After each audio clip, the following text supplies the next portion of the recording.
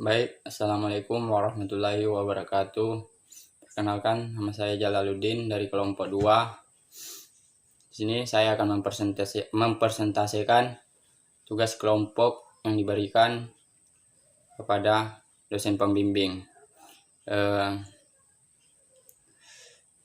Sebelum pembukaan, mari kita berselawat kepada Nabi dengan mengucapkan Allahumma shalli ala Sayyidina Muhammad wa ala ali Sayyidina Muhammad. Baiklah, saya langsung masuk ke judul makalah, yaitu hubungan agroklimatologi dengan produksi pertanian yang telah diberikan oleh dosen pembimbing. Di sini saya akan menjelaskan dari pendahuluan, yaitu latar belakang. Seperti menjelaskan sebuah makalah, di sini saya menjelaskan melalui video, yaitu dengan beberapa teks. Yang pertama, pendahuluannya itu latar belakang. Indonesia sebagai latar belakangnya adalah Indonesia sebagai negara kepulauan yang terletak di daerah kewirausahaan. Wilayah selatan Indonesia mengalami penurunan curah hujan, sedangkan wilayah utara akan mengalami peningkat curah hujan.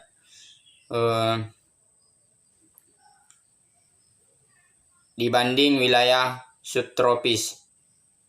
Apabila tidak tersedia varies yang berumur lebih pendek dan tanpa rehabilitasi jaringan irigasi dan banjir. Langsung masuk ke tujuan. Adapun tujuan dari penulis adalah sebagai berikut, yaitu yang pertama menjelaskan bagaimana pengaruh iklim terhadap sektor pertanian. Yang kedua, menjelaskan bagaimana pengaruh radiasi matahari terhadap pertanian. Yang ketiga, menjelaskan bagaimana pengaruh cuaca serta unsur-unsurnya. Masuk 1.2 yang selanjutnya 3 manfaat. Adapun manfaat dari yang diperoleh penulis adalah mengetahui apa itu agroklimatologi beserta fungsi mempelajarinya. Yang kedua, mengetahui hal-hal yang tercangkup dan agroklimatologi. Yang ketiga, mengetahui aspek-aspek iklim yang berhubungan dengan bidang pertanian. Daftar yaitu yang langsung ke bab 2. Bab 2 adalah pembahasan. Nah, di sini akan dibahas bagaimana hubungannya itu seperti judulnya. Yang pertama, agroklimatologi. Pengertian agroklimatologi adalah berbicara mengenai agroklimatologi, maka harus mengaitkan dengan fenomena yang sering terjadi di bumi dipengaruhi oleh bidang pertanian. Agroklimatologi terdiri dari 3 bahasa, yaitu yang pertama logos,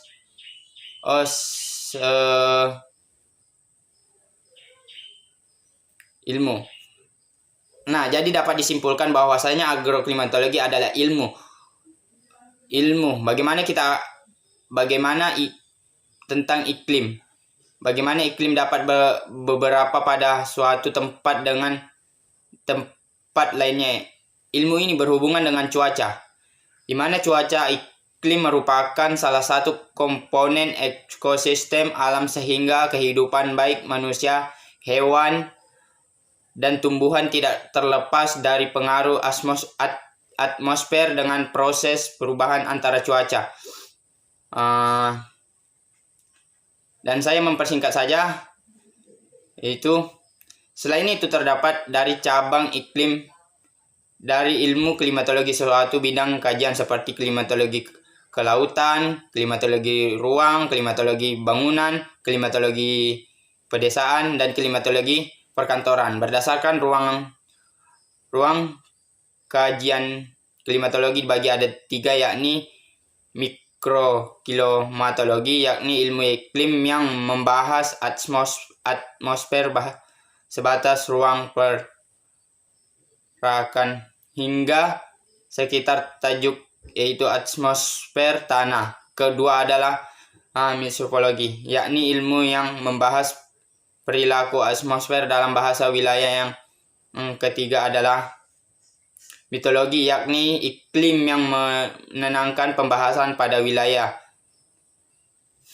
Manfaat mempelajari agroklimatologi ada 12, tapi saya tidak menjelaskan semuanya, bisa dilihat di makalahnya. Saya akan menjelaskan yang terpentingnya saja. Untuk mempengaruhi apa saja mempengaruhi dalam bidang pertanian, untuk mengetahui bagaimana unsur-unsur iklim itu di dalam kehidupan tanaman, untuk memahami bagaimana iklim mempengaruhi tanah dan tanaman.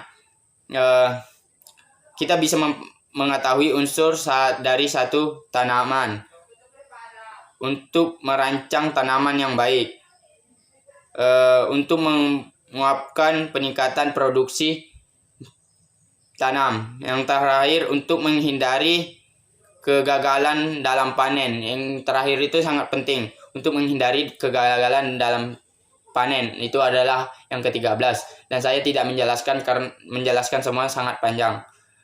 Atmosfernya, pengertian atmosfer dan atmosfer kumpulan dari beberapa lapisan gas dan ketebalan laboratorium yang terdiri dari atmosfer.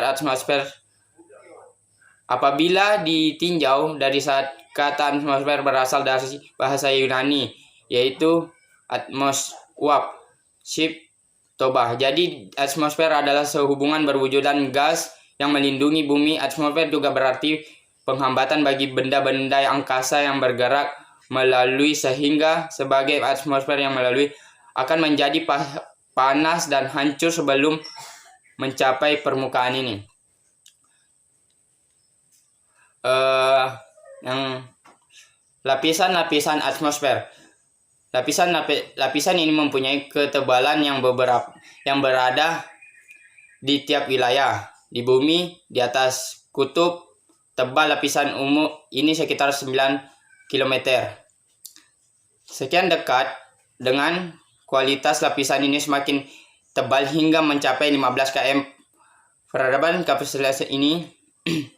Dan saya akan menjelaskan secara rinci, yaitu yang pertama, stratosfer. Ya, stratosfer adalah lapisan di atas troposfer, adalah lapisan tidak berlaku hukum Gardium, karena semakin tinggi proses di tempat ini, suhu akan semakin naik. Hal disebabkan kandungan uap air dengan debu hampir tidak ada. Pada lapisan ini terdapat lapisan ozon.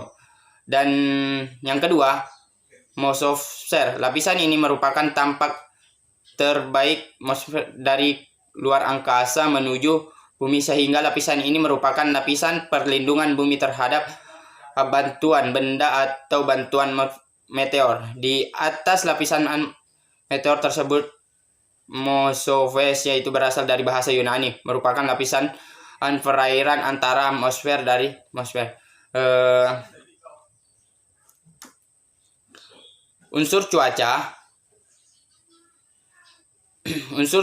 tekanan dari udara, permukaan bumi secara yang ditutarkan oleh,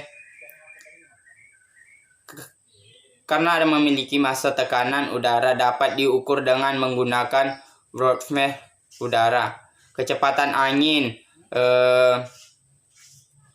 temperatur udara. Di sini saya menjelaskan dengan sampai unsur-unsur cuaca. Lebih dan kurangnya mohon maaf. Billahi taufik wal hidayah. Wassalamualaikum warahmatullahi wabarakatuh. Bila ada salah kata dengan yang tidak berkenan, mohon maaf lebih dan kurangnya. Tidak bosan-bosannya saya mengucapkan. Dan video selanjutnya akan dijelaskan oleh saudara dan rekan saya, yaitu Rizky Ananda Ramaputra, di unsur-unsur cuaca selanjutnya. Mohon maaf bila ada salah kata. Billahi taufik wal hidayah. Assalamualaikum warahmatullahi wabarakatuh.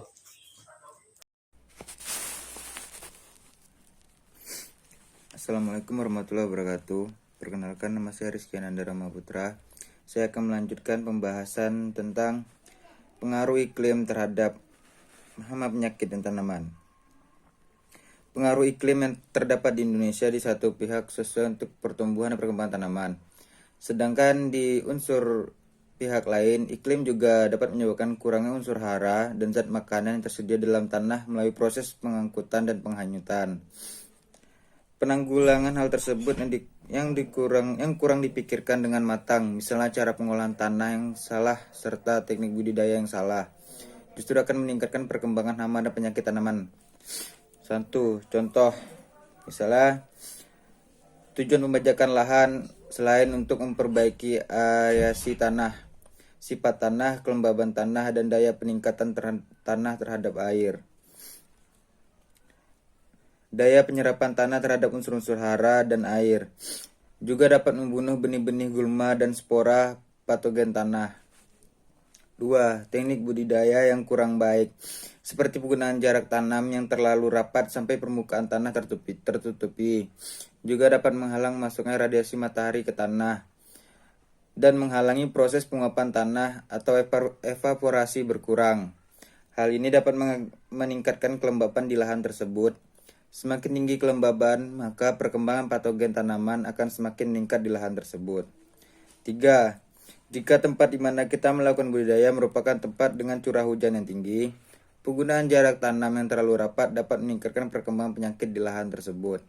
Hal ini disebabkan karena percikan-percikan air hujan dapat membantu proses penyebaran penyakit. 4. Tempat yang kedudukannya dekat dengan matahari atau karena mulai menipisnya lapisan ozon di atmosfer akan menyebabkan suhu tanah permukaan biasanya lebih tinggi. Hal ini menyebabkan mikroflora dan mikrofauna yang diperlukan untuk menyuburkan tanah yang akan mati sehingga berkembang di dalam tersebut. Biasanya patogen tanah yang mematikan. 5. Pada musim kemarau, kecepatan angin sekitar 3,5 meter per detik atau 12,6 km per jam, lebih besar dari musim penghujan. Angin dapat membantu penyebaran spora patogen dari satu lahan yang terserang penyakit ke lahan yang lain, yang kebetulan tanamannya merupakan inang dari patogen tanaman tersebut. Jika tidak diantisipasi dengan penggunaan tanaman barier atau tanaman penghalang untuk mencegah masuknya atau menyebar spora patogen ke lahan punya kita, maka perkembangan penyakit tanaman di lahan kita tidak bisa dihindari. 6. Pemanasan global dapat mengaruhi iklim atau dapat menyebabkan perubahan iklim. Salah satunya adalah terjadinya pergantian antara musim kemarau dan hujan yang tidak menentu. Musim hujan dan musim kemarau dalam satu tahun bisa berlangsung menjadi lama dan panjang. Musim kemarau yang panjang ini dapat menguntungkan bagi perkembangan lama penggerak batang padi atau Scirpopaga inotata. Lanjut. Radiasi matahari. Radiasi matahari adalah pancaran energi yang berasal dari proses termonuklir yang terjadi di matahari. Energi radiasi matahari berbentuk sinar dan gelombang elektromagnetik. Radiasi elektromagnetik bisa dibedakan menjadi dua. Satu, radiasi yang terlihat oleh mata kita atau cahaya. Kedua, radiasi yang dapat kita rasakan seperti di kulit dan wajah. Namanya radiasi inframerah, atau panjang gelombang radiasi inframerah lebih panjang daripada panjang gelombang cahaya.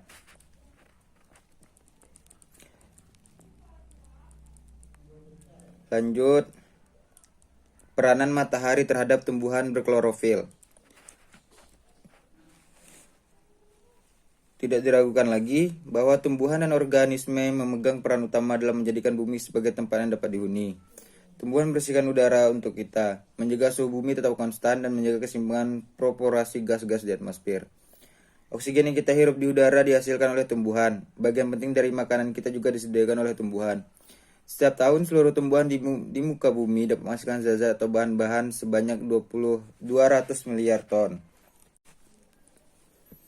Radiasi matahari untuk pengeringan produk pertanian.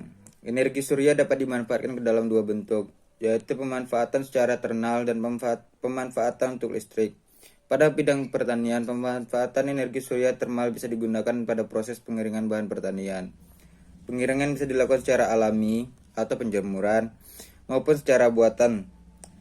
Tipe pengeringan surya yang telah berkembang saat ini salah satunya adalah pengeringan yang menggunakan kolektor berbentuk bangunan yang disebut dengan efek rumah kaca yang telah dikembangkan di IPB oleh Kamarudin dan para kolega penelitinya sejak tahun 1993 sampai saat ini. Cahaya matahari sebagai sumber energi. Matahari merupakan sumber utama energi bagi kehidupan. Energi cahaya matahari masuk ke dalam komponen biotik melalui produsen. Oleh produsen, energi cahaya matahari berubah menjadi energi kimia.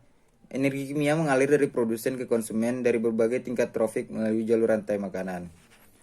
Energi kimia yang diperoleh organisme digunakan untuk kegiatan hidupnya, sehingga dapat tumbuh dan berkembang. Pertumbuhan dan perkembangan organisme menunjukkan energi kimia yang tersimpan dalam organisme tersebut. Jadi setiap organisme melakukan pemasukan dan penyimpanan energi. Pemasukan dan penyimpanan energi dalam suatu ekosistem disebut sebagai produktivitas ekosistem. Produktivitas ekosistem terdiri dari produktivitas primer dan produktivitas sekunder. Kesimpulannya, banyak faktor yang mempengaruhi dalam terjadinya proses pertanian. Salah satunya adalah iklim. Iklim punya pengaruh yang besar terhadap baik atau buruknya pertumbuhan tanaman dalam proses pertanian yang berlangsung. Seperti yang kita ketahui, iklim mempengaruhi tanah sebagai media tanaman dan bertani. Suhu udara, angin, curah hujan, material tanah, oksigen dan mineral pada tanah sangat berpengaruh pada proses bercocok tanam. Dan hal tersebut sangat dipengaruhi oleh iklim. Bahkan berubahnya iklim bisa mengakibatkan semua hal yang dalam proses pertanian berubah pula. Baik pada perubahan yang diharapkan, bahkan pada perubahan yang tidak diharapkan, yang dapat mengarahkan proses pertanian pada hal yang kurang baik. Iklim merupakan komponen ekosistem dan faktor produksi yang sangat dinamik dan sulit dikendalikan dan diduga terutama suhu. Oleh karena itu, pendekatan yang paling baik dalam rangka membangun pertanian adalah menyesuaikan keadaan tani dengan iklim. Faktor suhu mempunyai peranan yang sangat penting dalam perencanaan dan sistem produksi pertanian karena seluruh unsur iklim berpengaruh terhadap berbagai proses fotosintesis pertumbuhan dan produktivitas tanaman. Sekian, terima kasih. Assalamualaikum warahmatullahi wabarakatuh.